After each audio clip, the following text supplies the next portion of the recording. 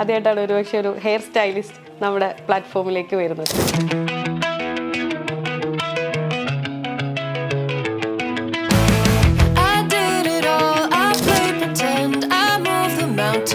കുറേയധികം സെലിബ്രിറ്റീസ് ഷെമിയുടെ കൂടെ ഇങ്ങനെ ഇപ്പോൾ കുറേ കാലങ്ങളായിട്ട് നമ്മളിങ്ങനെ റീൽസിലൊക്കെ കാണുന്നു.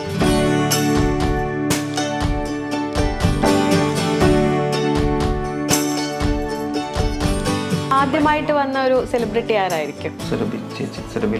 ഈ ഷെമിയുടെ അടുത്ത് വന്ന സെലിബ്രിറ്റീസിൽ ഏറ്റവും കൂടുതൽ ഈ ഹെയറിന് ഭയങ്കരമായിട്ട് കെയർ ചെയ്യുന്ന, ഹെയർ അത്യാവശ്യം നല്ല രീതിയിൽ മെയിൻറ്റെയിൻ ചെയ്യുന്ന ഒരാൾ അഞ്ജു കുര്യൻ. കാവ്യയുടെ മുടി നമ്മൾ മുൻകാലങ്ങളിൽ സിനിമയിൽ ഇങ്ങനെ ഇടതൂർന്നത് വലിയ മുടിയല്ലേ കണ്ടിട്ടുള്ളത്. ഇപ്പൊ എങ്ങനെയാണ് ആ മുടിയുടെ ഒരു ടെക്സ്ചർ ഒക്കെ? നല്ല തിക്കുള്ള ഹെയർ ആണ്, നന്നായിട്ട് കെയർ ചെയ്യുന്ന ആളാണ് ഹെയർ.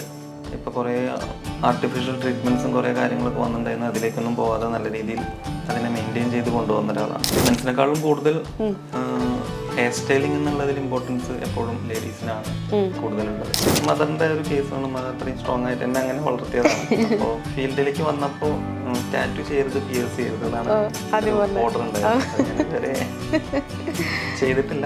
ഇന്ത്യയിൽ മാത്രമാണ് ഇത്രയും വെറൈറ്റി ഹെയർ ടൈപ്സ് ഉള്ളത്. ഇപ്പൊ ട്രെൻഡ് കൂടുതലും എനിക്കൊന്ന് കേളി ഹെയർ ആണെന്ന് തോന്നുന്നു. ഇപ്പോൾ കേളി ഹെയറിനുള്ള ഹെയർ കട്ട്സ് തന്നെ സെപ്പറേറ്റ് ആണ്. ഒരു ഡ്രൈ ഹെയർ കട്ടാണ് കേളി ഹെയറിന് വരുന്നത്.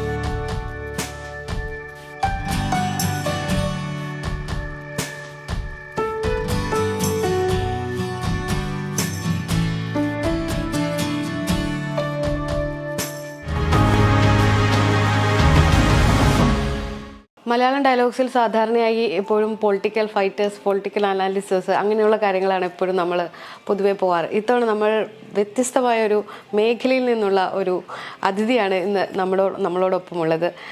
ഹെയർ സ്റ്റൈലിസ്റ്റ് ഷെമിയാണ്. വെൽക്കം. ഞങ്ങളുടെ സാധാരണ അതിഥികളൊക്കെ വേറെ ഏരിയയിൽ നിന്നുള്ളവരാണ്. ആദ്യമായിട്ടാണ് ഒരുപക്ഷെ ഒരു ഹെയർ സ്റ്റൈലിസ്റ്റ് നമ്മുടെ പ്ലാറ്റ്ഫോമിലേക്ക് വരുന്നത്. കുറേയധികം സെലിബ്രിറ്റീസ് ഷെമിയുടെ കൂടെ ഇങ്ങനെ ഇപ്പോൾ കുറേ കാലങ്ങളായിട്ട് നമ്മളിങ്ങനെ റീൽസിലൊക്കെ കാണുന്നു. അവർ ഷെമിയെക്കുറിച്ച് നല്ല അഭിപ്രായങ്ങൾ പറയുന്നു. അതുകൊണ്ടാണല്ലോ ഞാനിപ്പോൾ ഷെമിയുടെ മുന്നിലിരിക്കുന്നത്. എങ്ങനെയായിരുന്നു ഈ ഒരു ജേണി? കൊച്ചിയിൽ വന്നതിന് ശേഷമാണ്. കൊച്ചിയിൽ വന്നിട്ടൊരു 4-5 വർഷം ആവുന്നേ ഉള്ളൂ. ഞാൻ എങ്ങനെയാണെന്ന് വെച്ച് കഴിഞ്ഞാൽ എനിക്കും അതിനെപ്പറ്റി വലിയ ഇതില്ല. എന്നാലും ആദ്യമായിട്ട് വന്ന ഒരു സെലിബ്രിറ്റി ആരായിരിക്കും? ആദ്യമായിട്ട് ഞാൻ കാലിക്കറ്റിൽ വർക്ക് ചെയ്യുമ്പോഴാണ് സുരഭി ലക്ഷ്മി, അവരാണ് ആദ്യമായിട്ട് ഞാൻ. ഏത് വർഷം? കുറച്ചും കറക്റ്റ് ഡേറ്റ് എനിക്ക് ഓർമ്മ, 2018 അല്ലെങ്കിൽ ആ ഒരു ഏരിയയിലായിരിക്കും. പിന്നെ കാലിക്കറ്റിൽ നിന്ന് അവരുടെ വർക്കൊക്കെ ചെയ്തിങ്ങനെ വന്നപ്പോൾ സുരഭി മാം പറഞ്ഞിട്ടുണ്ട് കൊച്ചിയിലായിരിക്കും നിനക്ക് കുറച്ചുകൂടെ നല്ലത്. അങ്ങനെ കൊച്ചിയിൽ ഒരു 4 years ബാക്ക് വന്നു. പിന്നെ അങ്ങനെ ഓരോരുത്തരുടെ വർക്ക് ചെയ്യാൻ ഓപ്പർച്യൂണിറ്റി കിട്ടി. അവർ പറഞ്ഞ് വേറൊരുത്തർ വന്നു, അവർ പറഞ്ഞു, അങ്ങനെ ഒരു മൗത്ത് പബ്ലിസിറ്റി ആയിട്ടാണ് അത് വന്നിട്ടുള്ളത്. പിന്നെ എല്ലാവർക്കും വ്യത്യസ്തമായിട്ട് ചെയ്തു കൊടുക്കാൻ പറ്റിയതിൽ ഞാൻ ഭയങ്കര ഗ്രേറ്റ്ഫുൾ ആണ്. ഈ സെലിബ്രിറ്റീസ് ഒക്കെ വരുമ്പോൾ ടെൻഷൻ ഉണ്ടോ? എങ്ങനെ ഇത് പക്ഷേ അവർ ആഗ്രഹിക്കുന്ന ഒരു മേക്ക് ഓവർ നമ്മൾ കൊടുക്കണമല്ലോ. ഈ മറ്റ് ക്ലയൻസിനും വേണം, എന്നാൽ പോലും ഇവരെ സംബന്ധിച്ച് കുറച്ചുകൂടെ ആർട്ടിസ്റ്റുകളായിരിക്കും. അപ്പം അങ്ങനെയുള്ള ആളുകൾ വരുമ്പോൾ എങ്ങനെയായിരിക്കും? അവർക്ക് ഇത് മൂവിയിലേക്കും പിന്നെ അവരുടെ ഒരു ഷൂട്ട്സും കാര്യങ്ങളിലും എല്ലാത്തിനും ആപ്റ്റ് ആവുന്ന രീതിയിൽ അവർ പറയുന്ന രീതിയിൽ ചെയ്തു കൊടുക്കേണ്ട ഒരു ആവശ്യകത ഉണ്ട് അവിടെ. അപ്പോൾ അത് മാക്സിമം അങ്ങനെ നോക്കും. പിന്നെ അവരുടെ ഹെയർ ഭയങ്കര സെൻസിറ്റീവ് ആയിരിക്കും, കാരണം റെഗുലർ ഹെയർ സ്റ്റൈലിങ്ങും കാര്യങ്ങളൊക്കെ ചെയ്ത്. അപ്പോൾ അത് കണ്ടീഷനിങ് ചെയ്ത് നല്ലൊരു രീതിയിൽ എപ്പോഴും വെക്കാനുള്ളൊരു റൊട്ടീൻ ഇപ്പോൾ ഓരോ പ്രാവശ്യം വരുമ്പോഴും ആ ഒരു പാമ്പറിങ് ഹെയറിനായാലും അവർക്കായാലും നമ്മൾ കൊടുക്കാറുണ്ട്. ഈ ഷെമിയുടെ അടുത്ത് വന്ന സെലിബ്രിറ്റീസിൽ ഏറ്റവും കൂടുതൽ ഈ ഹെയറിന് ഭയങ്കരമായിട്ട് കെയർ ചെയ്യുന്ന, അല്ലെങ്കിൽ അതിന് കൂടുതൽ സമയം ഇൻവെസ്റ്റ് ചെയ്യുന്ന ആർട്ടിസ്റ്റ് ആരായിരിക്കും? സമയം ഇൻവെസ്റ്റ് ചെയ്യണതെന്ന് എനിക്ക് പറയാൻ അത്രയില്ല. പക്ഷെ എന്നാലും ഹെയർ അത്യാവശ്യം നല്ല രീതിയിൽ മെയിൻറ്റെയിൻ ചെയ്യുന്ന ഒരാൾ അഞ്ജു കുര്യൻ. അഞ്ജു കുര്യൻ ഹെയർ നന്നായിട്ട്, പുള്ളിക്കാരിക്ക് സ്റ്റൈൽ ചെയ്യാനും നന്നായിട്ട് അറിയാം. അവര് നന്നായിട്ട് നോക്കും. പിന്നെ അപർണ നന്നായിട്ട് നോക്കും. അപർണ തോമസ് നന്നായിട്ട് നോക്കും. എല്ലാവരും അത്യാവശ്യം നോക്കും, കാരണം സെലിബ്രിറ്റീസ് പൊതുവെ അവരുടെ ഹെയർ നന്നായിട്ട് നോക്കും. പക്ഷെ കുറച്ചും കൂടെ അതിൽ ഡീപ്പായിട്ടുള്ളവരുണ്ട്, ചെയ്യാത്തവരുണ്ട്. പക്ഷെ എന്നാലും ഒരു നോർമൽ പേഴ്സണെ അപേക്ഷിച്ച് സെലിബ്രിറ്റീസ് ഹെയർ കുറച്ച് നന്നായിട്ട് നോക്കും. ഈ അടുത്ത് കാവ്യ മാധവന്റെ ഒരു സ്റ്റൈലിംഗ് ഭയങ്കര ചർച്ചയാകുന്നുണ്ട്. എന്താണ് ആ സ്റ്റൈലിന്റെ പ്രത്യേകത? അത് കുറെ നാളായിട്ട് ഹെയർ കളർ ചെയ്തിട്ടുണ്ടായിരുന്നില്ല, ഹെയർ ട്രീറ്റ്മെന്റ്സ് ഒന്നും അങ്ങനെ ഒന്നും ചെയ്തിട്ടുണ്ടായിരുന്നില്ല. അപ്പോൾ റീസെന്റ് അങ്ങനെ പുള്ളിക്കാരിക്ക് അധികം ലൗഡായിട്ടുള്ള കളേഴ്സ് ഒന്നും വേണ്ട, ഒരു എന്താ പറയുക ഭയങ്കര ജെന്റിലായിട്ട് മതി എന്ന് പറഞ്ഞ് അങ്ങനെ ആണ് പുള്ളിക്കാരിക്ക് ചെയ്യാൻ പറ്റിയത്. ഞാനൊരു 2-3 വർഷമായിട്ട് ഇടയ്ക്കിടയ്ക്ക് ചെയ്യാറുണ്ട്. ചെന്നൈയിലായിരിക്കും കൂടുതലും, അവർ കൊച്ചിയിൽ വരുമ്പോൾ ചെയ്യാറുണ്ട്. പിന്നെ ഹെയറിന്റെ ഡ്രൈനസ് മാറാനുള്ള ട്രീറ്റ്മെന്റ്സ് ഒക്കെ ചെയ്തു കൊടുക്കാറുണ്ട്. ഞാൻ ചോദിക്കാൻ കാരണം കാവ്യയുടെ മുടി നമ്മൾ മുൻകാലങ്ങളിൽ സിനിമയിൽ ഇങ്ങനെ ഇടതൂർന്ന വലിയ മുടിയല്ലേ കണ്ടിട്ടുള്ളത്. ഇപ്പൊ എങ്ങനെയാണ് ആ മുടിയുടെ ഒരു ടെക്സ്ചർ ഒക്കെ? പണ്ടത്തെ മുടി എന്ന് വെച്ചാൽ ഇപ്പൊ ഏജ് വൈസ് എല്ലാവർക്കും അത് മാറ്റം വരും. പക്ഷെ എന്നിരുന്നാലും നല്ല തിക്കുള്ള ഹെയർ ആണ്. നന്നായിട്ട് കെയർ ചെയ്യുന്ന ആളാണ് ഹെയർ. ഇപ്പൊ കുറെ ആർട്ടിഫിഷ്യൽ ട്രീറ്റ്മെന്റ്സും കുറെ കാര്യങ്ങളൊക്കെ വന്നിട്ടുണ്ടായിരുന്നു. അതിലേക്കൊന്നും പോവാതെ നല്ല രീതിയിൽ അതിനെ മെയിൻറ്റെയിൻ ചെയ്ത് കൊണ്ടുപോകുന്ന ഒരാളാണ്. ഷെമി എങ്ങനെയാ ഈ ഫീൽഡിലേക്കൊന്ന് വരുന്നത്? അതിന്റെ ഒരു സ്റ്റോറി. ഞാൻ നിലമ്പൂരാണ് എൻ്റെ വീട്. +2 കഴിഞ്ഞിരിക്കുമ്പോൾ പെട്ടെന്നൊരു ജോലി എന്നുള്ളത്, ആദ്യം ഗൾഫിൽ പോവാം, ബാർബറിങ് പഠിച്ചിട്ട് ഗൾഫിൽ പോവാന്നായിരുന്നു ആദ്യം വിചാരിച്ചത്. പിന്നെ ഈ ഒരു യൂണിസെക്സ് പ്ലാറ്റ്ഫോമിൽ കുറച്ച് വർക്ക് ചെയ്യാൻ പറ്റും എന്നൊക്കെ ഒരു സലൂണിൽ വർക്ക് ചെയ്തപ്പോൾ മനസ്സിലായി. പിന്നെ അതിന് വേറെ വേറെ കോഴ്സ് ചെയ്തു. അങ്ങനെ ഒരു 10-40ഓളം കോഴ്സ് ഇതിനെ പറ്റി ചെയ്തിട്ടുണ്ട്, മാസ്റ്റർ ക്ലാസ്സുകൾ. അങ്ങനെ പിന്നെ പുറത്തു പോയില്ല, നാട്ടിൽ തന്നെ നിന്നു. ഈ മെൻസിന്റെ സ്റ്റൈലിങ്ങിനെ കുറിച്ച് കൂടുതൽ അധികം കാണുന്നില്ല. ഉണ്ടാവും, പക്ഷെ സ്റ്റൈലിംഗ് എനിക്ക് ഒരുപാട് മെൻസ് ക്ലയൻസ് ഉണ്ട്, കുറെ പേരുണ്ട്, സെലിബ്രിറ്റീസും ഉണ്ട്, അല്ലാത്തവരും ഉണ്ട്. പക്ഷെ ലേഡീസിന്റെ വർക്ക് ഇടുമ്പോഴാണല്ലോ നമുക്ക് കുറച്ചൊരു ഇമ്പാക്ട് ഒക്കെ ഇൻസ്റ്റയിലും കാര്യത്തിലൊക്കെ കിട്ടും. കാരണം മെൻസിനെക്കാളും കൂടുതൽ ഹെയർ സ്റ്റൈലിംഗ് എന്നുള്ളതിൽ ഇമ്പോർട്ടൻസ് എപ്പോഴും ലേഡീസിനാണ് കൂടുതലുള്ളത്. സ്റ്റൈല് കുറെയൊക്കെ മാറ്റം വന്നിട്ടില്ലേ അല്ലേ? ഇപ്പൊ പുതിയ ട്രെൻഡുകളൊക്കെ ഏതാ മെൻസിൽ ഏറ്റവും കൂടുതൽ ട്രെൻഡിങ് ആയിട്ട് നിൽക്കുന്ന, അല്ലെങ്കിൽ ആളുകൾ കൂടുതൽ പ്രിഫർ ചെയ്യുന്ന സ്റ്റൈൽ ഏതോ? മെൻസിന് എപ്പോഴും ഫസ്റ്റ് പ്രിഫറൻസ് ബിയർഡിനാണ്. ബിയർഡ് സ്റ്റൈലിംഗ് ആണ് ഫസ്റ്റ്. സെക്കൻഡറി ആണ്, കാരണം ബിയർഡ് ഒരു ഫേസിനനുസരിച്ച് ചെയ്യാന്നുള്ളതാണ് first of all. Secondary hair കട്ടും സ്റ്റൈലും വരും. എന്നാലും എന്നും ഉള്ള ഹെയർ കട്ട്സ് ഇപ്പൊ മുള്ളറ്റ് ഉണ്ട്, ലോ ഫെയ്ഡ്, ഹൈ ഫെയ്ഡ്, അങ്ങനെ ഒരുപാടുണ്ട്. അപ്പോൾ ഒരു സ്പെസിഫിക് ഹെയർ കട്ട് എന്നുള്ളതിലുപരി എനിക്ക് കൂടുതലും പറയാൻ ഇഷ്ടം ഒരാളുടെ ഫേസിനും ഹെഡ് ഷേപ്പിനും നോക്കിയിട്ട് ഒരു Taylor made individual hair cut എന്നുള്ളതാണ്. അതിന് ഇൻസ്പയർഡ് ആയിട്ട് നമുക്ക് ഓരോ നെയിംസ് യൂസ് ചെയ്യാം, മുള്ളറ്റ്, ബസ്, അങ്ങനെയൊക്കെ ഓരോ നെയിംസ് യൂസ് ചെയ്യാം. പക്ഷെ അതെല്ലാം ഹെഡ് ഷേപ്പിനും ഒരേപോലെ ആയിരിക്കില്ല. ഓരോ ഹെഡും ഓരോ വലുപ്പവും ഓരോ മുടിയുടെ ടെക്സ്ചറും കാര്യങ്ങളൊക്കെ ആയിരിക്കും. അപ്പൊ അതുപോലെ അവർക്ക് അവരുടെ ഹെഡ് ഷേപ്പിന് ടൈലർ മെയ്ഡ് ആയിട്ട് കൊടുക്കുക എന്നുള്ളതാണ് ഞാൻ കൂടുതൽ നോക്കാറ്. ഇപ്പോൾ എനിക്ക് ചെയ്യുന്നൊരു മുള്ളറ്റ് ആയിരിക്കില്ല വേറൊരാൾക്ക് ചെയ്യാം. അപ്പൊ അതുണ്ടല്ലോ, എല്ലാ ഹെയർ കട്ടിന്റെയും ഇൻസ്പയർ ഞാൻ എടുക്കും. അത് അവരുടെ ഹെയറിനും അവരുടെ ഹെഡ് ഷേപ്പിനും നോക്കിയിട്ട് ചെയ്തു കൊടുക്കും. സാധാരണ ഈ മേക്കപ്പ് ആർട്ടിസ്റ്റ് അല്ലെങ്കിൽ സ്റ്റൈലിസ്റ്റ് ആയ ആളുകളൊക്കെ കാണുമ്പോൾ ആള് തന്നെ ഒരു മേക്ക് ഓവർ ഉണ്ടാവും. ഷെമിയെ കാണുമ്പോൾ ഭയങ്കര കൂൾ ആൻഡ് കാം ആയിട്ടുള്ളൊരു, ഹെയറിനകത്തൊന്നും പരീക്ഷണങ്ങളൊന്നുമില്ല. എന്ത് പറ്റി? ഹെയറിനകത്ത് ഞാൻ ചെയ്തിട്ടുണ്ട്, ഞാൻ കുറെ കളറും കാര്യങ്ങളൊക്കെ ചെയ്തിട്ടുണ്ട്. പിന്നെ റീജിയൻ വൈസ് എൻ്റെ മദർ കുറച്ച് സ്ട്രോങ് ആയതുകൊണ്ടും ഞാൻ അങ്ങനെ ഒരു ഓർത്തഡോക്സ് ഫാമിലിയിൽ നിന്ന് വന്നതുകൊണ്ടും മെയിൻലി മദറിന്റെ ഒരു കേസാണ്. മദർ അത്രയും സ്ട്രോങ് ആയിട്ട് എന്നെ അങ്ങനെ വളർത്തിയതാണ്.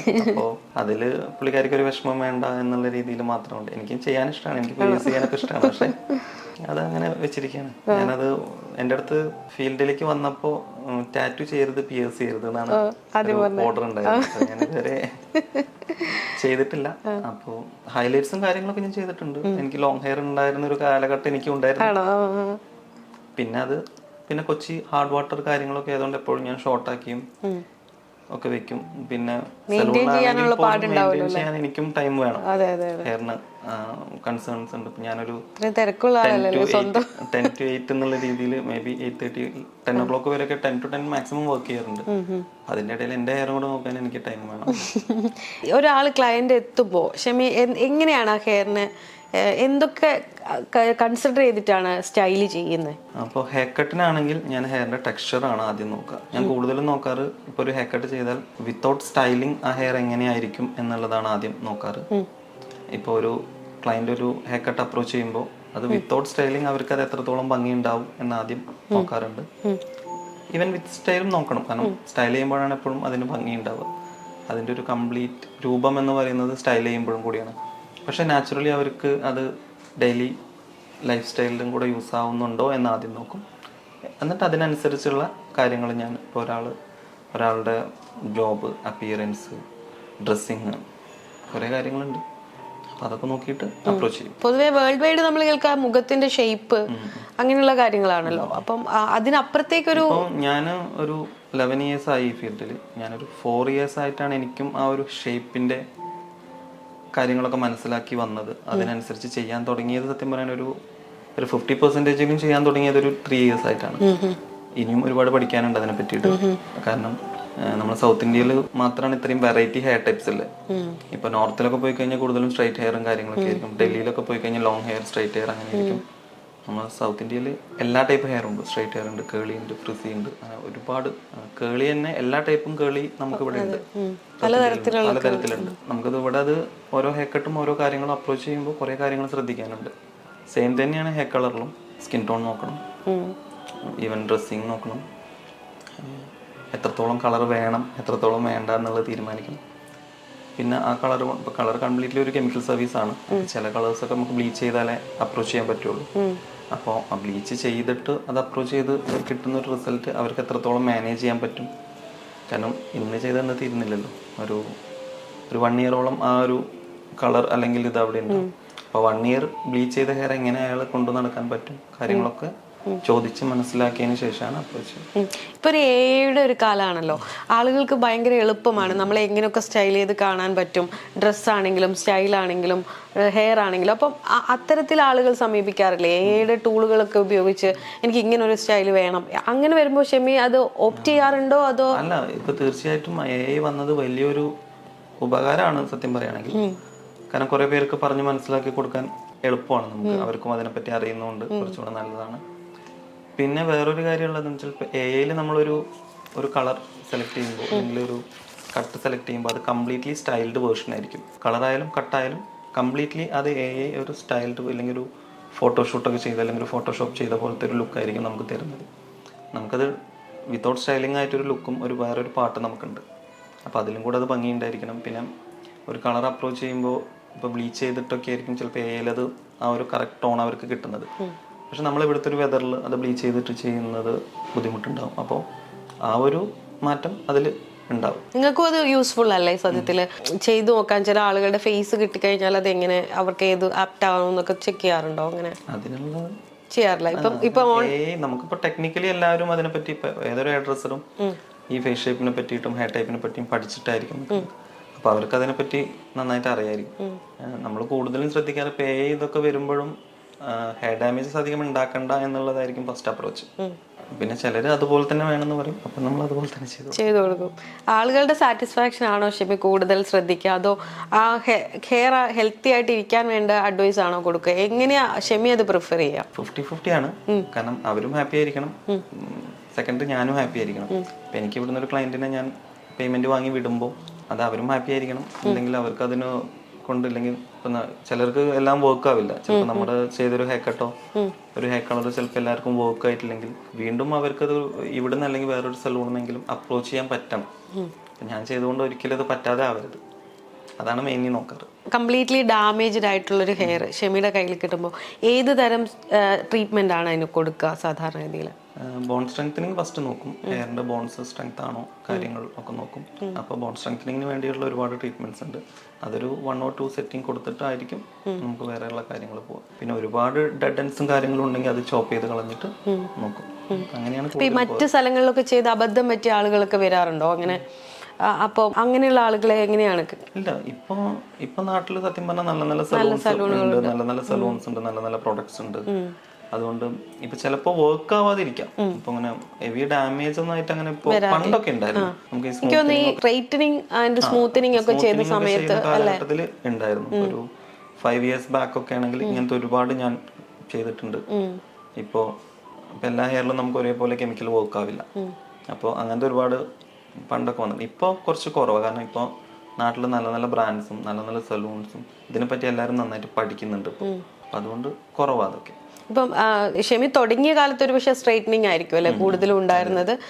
അത് കഴിഞ്ഞ് പിന്നെ അത് നമ്മുടെ സ്മൂത്തനിങ്ങിലേക്ക് വന്നു. ഇപ്പം അത് രണ്ടും ഏകദേശം ഡെഡ് ആയ അവസ്ഥയാണോ? അതെ, ഇപ്പൊ സ്ട്രൈറ്റനിങ് സ്മൂത്തനിങ് സത്യം പറഞ്ഞാൽ സലൂണിൽ സ്ട്രൈറ്റനിങ് ഇല്ല. സ്മൂത്തനിങ് ഇപ്പോഴും ചില ചെറിയ സലൂണുകളിലൊക്കെ ഉണ്ടെന്ന് തോന്നുന്നു. ഇവിടെ സത്യം പറഞ്ഞാണെങ്കിൽ ഞാൻ ഈ സലൂൺ ഇപ്പോൾ പനമ്പള്ളിനാറി സലൂൺ വാരിക്സ് തുടങ്ങിയിട്ട് ഞാൻ ആകെ ഒറ്റ 2 way സ്മൂത്തനിങ് മേടിച്ചിട്ടുള്ളത് ഇപ്പോഴും അവിടെ ഇരിക്കുന്നുണ്ട്. കാരണം ആരെങ്കിലും ചോദിച്ചു വന്നാൽ ചെയ്യാൻ വേണ്ടിയിട്ട് മാത്രമാണ്. കൂടുതലും ബൊട്ടോക്സും ഒക്കെയാണ് ചെയ്യാറ്. നാനോപ്ലാസ്റ്റിയ, ബൊട്ടോക്സ്, സിസ്റ്റീൻ, ബൊട്ടോലിസ് അങ്ങനത്തെ ട്രീറ്റ്മെന്റ്സ് ആണ് ഇപ്പോൾ ഉള്ളത്. ഈ ആളുകളുടെ എപ്പോഴുള്ള സംശയം ബൊട്ടോക്സ് ചെയ്യുന്നത് സത്യത്തിൽ ഹെയറിന് എന്താണ് ഗുണം ചെയ്യുന്നത്? ബൊട്ടോക്സ് കംപ്ലീറ്റ്ലി ഒരു പ്രോട്ടീൻ ഇൻഫ്യൂസിങ് ആണ് ഹെയറിൽ. അത് നമുക്കൊരു ഹെൽത്തി പ്രോട്ടീൻ കോട്ടിങ് ഹെയറിന് തരും. ഹെയറിന്റെ ഫ്രിസ്നെസ് ആണ് മെയിൻലി മാറുന്നത്, ബ്രേക്കായി പോകുന്നത് മാറും. എന്നിരുന്നാലും ഓവർ യൂസേജ് ഇപ്പോൾ ഇതിനൊരു ഒരു ടൈം പീരീഡിൽ ഇത് ചെയ്യാൻ പാടുള്ളൂ. ഒരു പ്രാവശ്യം ഓവർ ഹീറ്റ് അയൺ ചെയ്തത് വീണ്ടും ഓവർ ഹീറ്റ് ചെയ്യാതിരിക്കുക, അങ്ങനെ കുറെ മാനദണ്ഡങ്ങളുണ്ട് അതിന്. അപ്പൊ അത് നല്ലൊരു സേഫ് എന്നുള്ള രീതിയിൽ ചെയ്യുകയാണെങ്കിൽ ഇപ്പോൾ ഒരു പ്രാവശ്യം ചെയ്ത് കഴിഞ്ഞാൽ കഴിയുന്നതും റൂട്ട് ചെയ്യാൻ നോക്കുക, ചെയ്ത ഹെയർ നന്നായിട്ട് കെയർ ചെയ്യാൻ നോക്കുക. എല്ലാം ആർട്ടിഫിഷ്യലാണ്. ഈവൻ ബൊട്ടോക്സ് ഒരു പ്രോട്ടീൻ ആണെങ്കിൽ പോലും എല്ലാ സലൂണിലായാലും ഇപ്പോൾ ഇനി ഒരു എസ്തെറ്റിക് ക്ലിനിക്കിലായാലും എന്തായാലും കൂടുതലും ആർട്ടിഫിഷ്യലാണ്. അപ്പൊ അതിന് അതിൻ്റെതായ മാനദണ്ഡങ്ങളുണ്ട്. നമ്മൾ അതുപോലെ അതിനെ ടേക്ക് കെയർ ചെയ്യുകയാണെങ്കിൽ നമുക്ക് പ്രശ്നങ്ങളൊന്നുമില്ല. ഇപ്പൊ എനിക്ക് 10 വർഷമായിട്ട് കണ്ടിന്യൂസ് സ്മൂത്തനിങ് മാത്രം ചെയ്ത ക്ലയന്റ് ഉണ്ട്. റീസെന്റ് അവർ ബൊട്ടോക്സ് തുടങ്ങി, പക്ഷെ അവർക്ക് കുഴപ്പമില്ല. പക്ഷെ 10 വർഷമായിട്ട് സ്മൂത്തനിങ് ചെയ്ത് സ്മൂത്തനിങ് ചെയ്ത ഹെയർ വീണ്ടും ബൊട്ടോക്സ് ചെയ്യാൻ പറ്റും അല്ലേ? പറ്റും. സ്മൂത്തനിങ് ചെയ്തത് നാളെ തന്നെ വേണമെങ്കിൽ ബൊട്ടോക്സ് ചെയ്യാം. പക്ഷെ ബൊട്ടോക്സ് ചെയ്തത് റിവേഴ്സ്ലി ചെയ്യാൻ പാടില്ല. അത് ആ കെമിക്കൽ റിവേഴ്സ്ലി വർക്ക് ആവില്ല. ഇപ്പൊ 10 years ആയിട്ട് സ്മൂത്തനിങ് മാത്രം ചെയ്യുന്ന ക്ലയൻസ് ഉണ്ട്. നന്നായിട്ട് നോക്കുന്ന, തിക്നെസ് അതേപോലെ മെയിൻറ്റെയിൻ ചെയ്യുന്ന, നന്നായിട്ട് നോക്കുന്ന കെമിക്കൽ സർവീസ് ആണ് സ്മൂത്തനിങ്. പക്ഷെ അത് നോക്കുന്നവരുണ്ട്, നോക്കാത്തവരുണ്ട്. അതല്ല, നമ്മളതിനെ എങ്ങനെ ടേക്ക് കെയർ ചെയ്യുന്നു എന്നുള്ള രീതിയിലാണ്. പൊതുവെ എല്ലാ ആളുകളുടെ ഒരു പരാതിയാണ് സ്മൂത്തനിങ് ചെയ്തു എന്റെ മുടി മുഴുവൻ പോയി അല്ലെ, അങ്ങനെ പറയാത്ത ആളുകൾ കുറവായിരുന്നു. സ്മൂത്തനിങ്, ബൊട്ടോക്സ്, നാനോപ്ലാസ്റ്റിയ, സിസ്റ്റീൻ, ഇത് എല്ലാം തന്നെ അൺമാനേജബിൾ ഹെയറിന് വേണ്ടിയിട്ടുള്ളത്. മാനേജബിൾ ആയ ആൾക്കാരും അത് ചെയ്യും. അപ്പോഴാണ് അവർക്ക് ഈ ഇപ്പൊ ഒരു ഫൈൻ ഹെയർ ഉള്ള ആൾക്കാർ പോയിട്ട് ഈ ബൊട്ടോക്സും ഇതൊക്കെ ചെയ്യുമ്പോൾ അത് കുറച്ച് അവർക്ക് വോളിയം കുറഞ്ഞ പോലെ തോന്നും. അത് ആ പ്രൊഡക്റ്റിന്റെ സ്വഭാവം അങ്ങനെയാണ്. അപ്പൊ അവർക്കത്, കാരണം അത്രയും നാൾ അവരുടെ ഹെയർ ഭയങ്കര ഫൈൻ ആണെങ്കിലും കുറച്ച് ബുഷി ആയിട്ടിരിക്കും. പക്ഷെ അത് ഒന്ന് പ്രോട്ടീൻ ഇൻഫ്യൂസ് ചെയ്യും. പ്രോട്ടീൻ വരുമ്പോ എന്താ, ഹെയറിന് വെയിറ്റ് വരും. വെയിറ്റ് വരുമ്പോൾ താഴ്ന്നിരിക്കും. അപ്പൊ അവർക്ക് മുടി പോയി എന്നുള്ള ഒരു ഫീൽ വരും. സ്മൂത്തനിങ് ചെയ്ത് കഴിഞ്ഞപ്പോൾ അധികം ആളുകളും പറയാറുണ്ട് എന്റെ മുടിയൊക്കെ കൊഴിഞ്ഞു പോകുന്നുണ്ട്. അത് ഇത് ചെയ്യുന്നതിന്റെ ബുദ്ധിമുട്ടാണോ അതോ അവരുടെ മെയിൻറ്റെയിൻ ചെയ്യാത്തതിന്റെ പ്രശ്നമാണോ? ഇതിന്റെ ഫ്രീക്വൻസി എപ്പോഴും ശ്രദ്ധിക്കണം. ഇപ്പൊ നമ്മൾ ഇന്ന് സ്മൂത്തനിങ് ചെയ്താൽ അത് കഴിഞ്ഞിട്ടുള്ള ഒരു 1 month നമ്മുടെ ഒരു ഫസ്റ്റ് കെയറിംഗ് എന്നുള്ളത് നന്നായിട്ട് നമ്മൾ കൊടുക്കണം. ഒരു 1 month ഒരു ഹെയർ സ്പാ, അല്ലെങ്കിൽ നമ്മൾ എപ്പോഴും ഈ ഒരു സെൻസിറ്റീവ് ട്രീറ്റ്മെന്റ് ചെയ്ത് അതിനെ നല്ല രീതിയിൽ തന്നെ മെയിൻറ്റെയിൻ ചെയ്യണം. ഇപ്പോൾ നമ്മൾ സ്മൂത്തനിങ് ചെയ്ത് കഴിഞ്ഞാൽ തന്നെ ഹെയറിന്റെ മോയ്സ്ചർ കുറച്ച് നമുക്ക് കിട്ടാത്ത അവസ്ഥ ചെയ്ത ഹെയറിൽ വരും. സ്മൂത്തനിങ്ങിനാണ് ഇത് വരുന്നത്. നേരെ മറിച്ച് ബൊട്ടോക്സിനാണെങ്കിൽ മോയ്സ്ചർ കൂടുതലാകുന്നു. അപ്പോൾ ആ മോയ്സ്ചർ നമ്മൾ പുറത്തുനിന്ന് നന്നായിട്ട് അതിനെ കൊടുക്കണം, നല്ല ജെന്റലായിട്ട് തന്നെ ട്രീറ്റ് ചെയ്യണം. പിന്നെ എല്ലാവരും സ്മൂത്തനിങ് ചെയ്ത് റീഗ്രോത്ത് വരുമ്പോൾ നമ്മൾ നാച്ചുറൽ ഹെയർ വരും, അവിടെ പിടിച്ച് അയണിങ് തുടങ്ങും സെൽഫായിട്ട്. അപ്പൊ തന്നെ ഹെയർ ബ്രേക്ക് ആയി തുടങ്ങും. കാരണം ഇന്ന് ചെയ്യും, നാളെ ചെയ്യും, മറ്റന്നാൾ ചെയ്യും, അങ്ങനെ എന്നും അവിടെ ഈ ഒരു റീഗ്രോത്ത് അയണിങ് അത്ര നല്ലതല്ല. ഹീറ്റ് ടൂൾസ് ഉപയോഗിക്കുന്നത് അത് ഈവൻ ഹീറ്റ് പ്രൊട്ടക്ഷൻ ഇട്ടാലും എന്നും അത്ര നല്ലതല്ല. വീണ്ടും ആ റീഗ്രോത്ത് ചെയ്യുന്നത് സ്മൂത്തനിങ് ചെയ്ത് കൊടുത്തുകൊണ്ടേയിരിക്കണം. ഒരു 1 time നമ്മൾ സ്മൂത്തനിങ് ചെയ്ത് കഴിഞ്ഞാൽ പിന്നെ ഓൾ ടൈം അത് അങ്ങനെ കണ്ടിന്യൂ ചെയ്യേണ്ടി വരും. അപ്പൊ അത് കഴിഞ്ഞ് ബൊട്ടോക്സ് ചെയ്യുന്നതിന് പ്രശ്നമില്ല.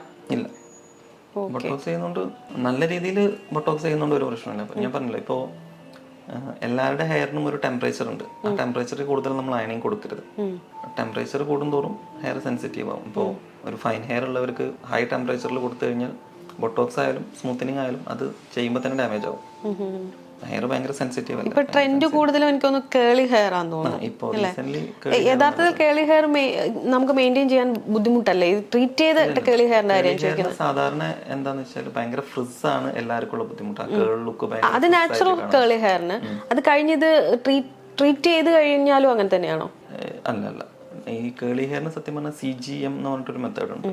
കേളി മെത്തേഡ് എന്ന് പറഞ്ഞിട്ട്. അത് ആക്ച്വലി ഇപ്പോൾ മാർക്കറ്റിൽ ഒരുപാട് നല്ല പ്രോഡക്ട്സും അതിനൊരുപാട് നല്ല ട്രെൻഡും. ഇപ്പോൾ കേളി ഹെയറിനുള്ള ഹെയർ കട്ട്സ് തന്നെ സെപ്പറേറ്റ് ആണ്. ഒരു ഡ്രൈ ഹെയർ കട്ടാണ് കേളി ഹെയറിന് വരിക. പണ്ടത്തെ പോലത്തെ പ്രോഡക്ട്സും ഒന്നുമല്ല കേളി ഹെയറിനുള്ളത്. ഇപ്പോൾ കളേഴ്സ് ആയാലും കേളി ഹെയർ നല്ല ഭംഗിയിൽ ഇപ്പോൾ ഒത്തിരി നാട്ടിലെല്ലാവരും കേളി ഹെയറിനെ ഒരു ട്രെൻഡായിട്ട് തന്നെ ആഘോഷിക്കുന്നുണ്ട്. അത് അത്രയും നല്ല പ്രോഡക്ട്സും ആ മോയ്സ്ചറൊക്കെ നന്നായിട്ട് കിട്ടുന്ന, ഫ്രിസ് മാറ്റുന്ന, നല്ല രീതിയിൽ അതിനെ മാനേജ് ചെയ്തപ്പോൾ സാധാരണ കേളി ഹെയർ ഉള്ളവർക്ക് പുറത്തൊക്കെ പോകാൻ ഭയങ്കര ബുദ്ധിമുട്ടാണ്, മുടി കാണിക്കാൻ ഭയങ്കര ബുദ്ധിമുട്ടാണ്. ഇപ്പം അതൊക്കെ നല്ല രീതിയിൽ മാനേജ് ചെയ്യാൻ പറ്റുന്ന രീതിയിലുള്ള പ്രോഡക്ട്സും സലൂൺസും ഇപ്പം ഉണ്ട്. ഇപ്പം കേളി ഹെയർ മാത്രം ചെയ്യുന്ന സലൂൺസ് ഉണ്ട് ബാംഗ്ലൂരും അവിടെയൊക്കെ. ഇപ്പം നമ്മൾ കേളി ഹെയർ നന്നായിട്ട് ചെയ്യുന്ന ഒരു സലൂണാണ് കൊച്ചിയിൽ. അപ്പം നമുക്കും ഒരുപാട് കേളി ഹെയർ ക്ലയൻസ് ഉള്ളതാണ്.